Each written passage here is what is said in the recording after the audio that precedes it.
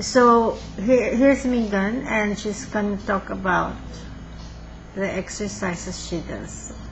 All right. Yeah. So definitely feel when I am active is when I feel at my best. And it can sometimes get into this vicious cycle where when you're not feeling well, then you tend to not be very active. And then when you're not active, you tend to not feel very well. So it's hard to get that process started. And I go in and out, and there's months and months where I'll just be like on it and every day. And then something will come up and I'll either vacation or something and I'll kind of get out of my routine and then it takes me. But I love to run. I find it very meditative. You don't need a lot of equipment. Just need running shoes and, some clothes, and you can get out and go wherever you are. And I don't run with headphones, and I don't, because I listen to enough music when I'm doing other stuff. So I like for that to be time for me to be with my breath and to be, hear the sounds around me. And in Austin, I love to run around Town Lake. Neighborhood runs, coming to new areas, part of town, being in Sacramento right now where I am, or been staying in Nevada City. It's my favorite way to check out a new place. It's like, okay, I'm in this new city, I'm in San Francisco, like, I don't know what the place is like, so I get up in the morning and I go for a run and check it out. And it's like, you learn so much about an area just from running. And so that really, it gets my heart racing, it gets my, really a lot of oxygen in me, which getting all that oxygen, having to breathe hard, that's what helps to, make you feel more alert, more awake, and happier. My endorphins running, pumping. So not everybody can run. Not everybody's well enough to run, or, it might just not work for them. But for me, that just is a great way for me to stay active, and I really enjoy it. And like I said, it's a meditative thing, because I can either be with my thoughts, have time to think things through. If I'm stressed about a situation, if I'm feeling overwhelmed, I can go for a run. And then by the time I'm done running, it's like, oh, it's not so bad. So we can safely call it meditative running. Yeah, it really is. I truly feel like, I've been out of a real meditative, I've been out of my meditation practice for a little bit. Which one? Well, for a while, I actually lived in an ashram for like 3 months or more, and I meditated every morning. Which ashram? It was in San Francisco, Shivananda. Oh, okay. And that was, I never reached real meditation or real, I never got there, but even just sitting and I know it helped, and I know I would like to start that up again.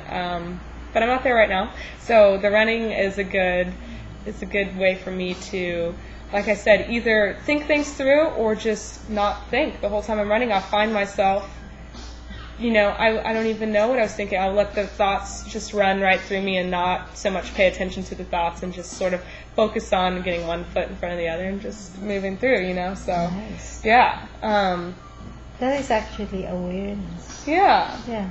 Basically. Right, because when you're and also it helps when you're having to, that's why yoga is so good too for that same sort of meditative practice, because you're just having to work through these movements and you're having to get through, and so it kind of allows you to take your focus off of these thoughts, focus on something else, and so then the thoughts just are running through you rather than, you're witnessing your thoughts. You're just sort of observing them, right, instead of in it. Right, instead of letting them take control of you. So,